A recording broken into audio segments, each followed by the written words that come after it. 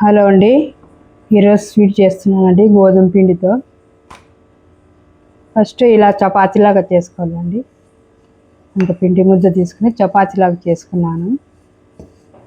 పల్చాగా చేసుకోవాలండి. ఇది కొంచెం మందం అయితే పచ్చి పచ్చిగా ఉంటాయి ఇవి, అందుకని పల్చాగా రొగలు చేసుకోవాలి. అయిన తర్వాత ఇట్లా చెక్స్ లాగా కట్ చేసుకోవాలండి. ఇట్లా చెక్స్ లాగా కట్ చేసుకోవాలి. కట్ చేసుకుని ఒక 2 రోజులు ఆరబెట్టుకోవచ్చండి, బాగుంటాయి. లేకుంటే అప్పటికప్పుడైనా చేసుకోవచ్చు, లేదంటే 2 రోజులు ఆరబెట్టుకుంటే బాగుంటుంది. చూడండి, కొంచెం నీళ్లు వేసి ఈ బౌల్లో నీళ్ళు వేసి ఉడకబెట్టినానండి.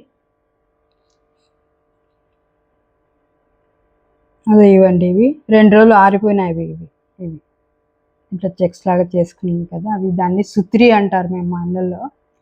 శనగబ్యాళ్ళు కూడా రాత్రి నానబెట్టుకున్నానండి కొన్ని, అవి కూడా వేసాను. దీంట్లో వేసేందుకు డ్రై ఫ్రూట్స్ అండి, రోస్ట్ చేసుకుంటున్నాను.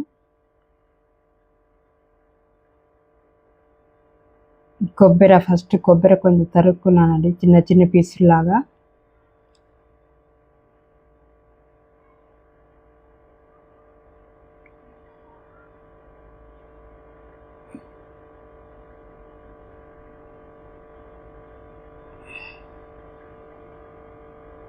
కాజు కిస్మిస్ వేసుకున్నాను. కొంచెం దోరగా రోస్ట్ చేసుకునేది, దూరగా రోస్ట్ చేసుకుని పక్కన పెట్టుకుందామండి. ఇది దీనికి ఇంత తీసుకున్నాండి, బెల్లము సరిపోతుంది అనుకుంటాను.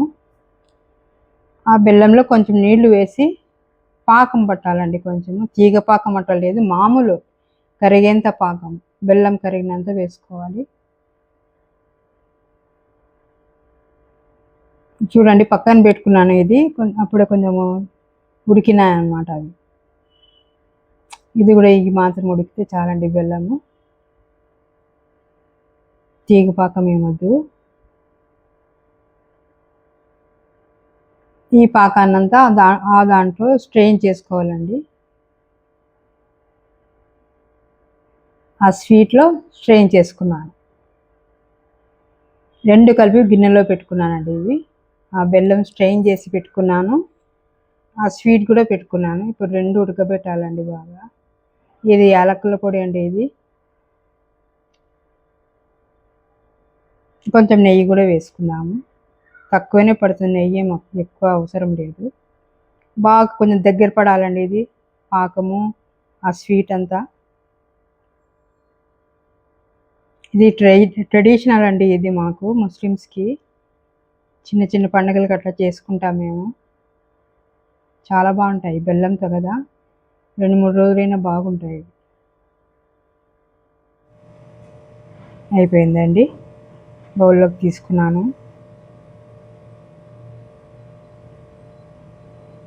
ఇంతేనండి. Thanks for watching. లైక్ చేయండి, సబ్స్క్రైబ్ చేయండి.